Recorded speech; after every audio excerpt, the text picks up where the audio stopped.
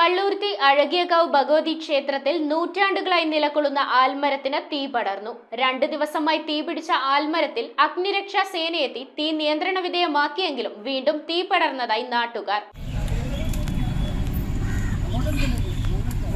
പള്ളൂർത്തി അഴകിയകാവ് ഭഗവതി ക്ഷേത്രത്തിന്റെ തെക്കുഭാഗത്തായി നിലകൊള്ളുന്ന നൂറ്റാണ്ടുകൾ പിന്നിട്ട ആൽമരത്തിന് തീ പിടിച്ചിട്ട് 2 ദിവസങ്ങളായെന്ന് നാട്ടുകാർ പറഞ്ഞു. അഴകിയ ഭഗവതി ക്ഷേത്രത്തിന്റെ വിളക്കെഴുന്നള്ളത്ത് നടക്കുന്നതിന്റെ ഓപ്പോസിറ്റുള്ള ആല്, അതായത് ഒരു കൈ കയറുന്ന സ്ഥലത്ത് ഒരാൾക്ക് കയറാൻ പറ്റൂല, ആ കൈ മാത്രമേ കയറുള്ളൂ. നമ്മുടെ ആ സ്ഥലത്താണ് തീ എരിഞ്ഞ് കത്തണത്. അതെനിക്കൊന്ന് വെളുപ്പിന് എന്തുകൊണ്ട് കത്തണമെന്ന് എനിക്ക് തോന്നുന്നത്.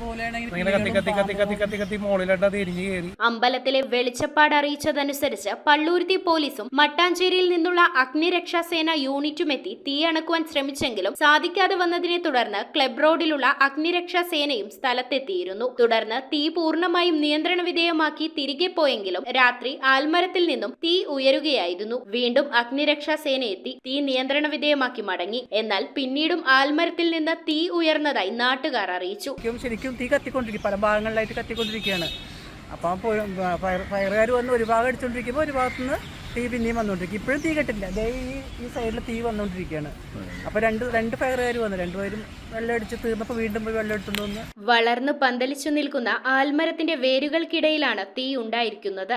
ഇത് പൂർണ്ണമായും അണക്കുവാൻ ഇതുവരെയും സാധിച്ചിട്ടില്ല. നാളുകൾക്ക് മുൻപ് അയ്യപ്പ ഭക്തന്മാരുടെ ചില ആചാരങ്ങൾ ഇവിടെ നടന്നിരുന്നതായി പറയപ്പെടുന്നു. പ്രദേശത്തുള്ള മാനസിക വിഭ്രാന്തിയുള്ള ഒരു വ്യക്തിയാണ് ആൽമരത്തിന് താഴെ കഴിഞ്ഞ ദിവസം നടന്ന ശ്രീഭൂതബലിയുടെ സമയത്ത് വിളക്കു തെളിയിച്ചതെന്നും സമീപവാസികൾ പറഞ്ഞു. പോലീസ് സ്റ്റേഷനിലേക്ക് വിളിച്ചു പറഞ്ഞു, പോലീസുകാരപ്പം തന്നെ ഫയർഫോഴ്സ്. ഇന്നലെ ഒരു ആൾ ഇവിടെ വന്ന് പൂജയൊക്കെ കഴിക്കാണ്ടായിരുന്നു, കുറച്ച് വിളക്കൊക്കെ കത്തിച്ചേ.